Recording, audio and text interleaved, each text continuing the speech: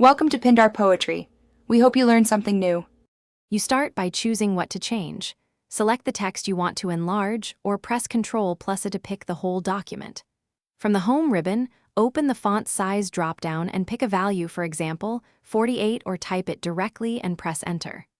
Once done, use the shortcut Ctrl+Shift+ to step sizes up quickly. This is faster for experimenting. You'll see why larger sizes affect layout, so pause and inspect line breaks and headings before moving on.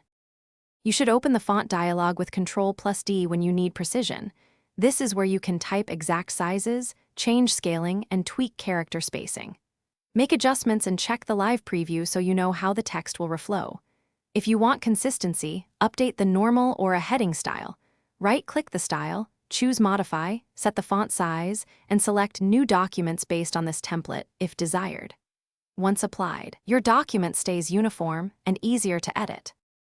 You finish by saving and confirming the layout in Print Layout view.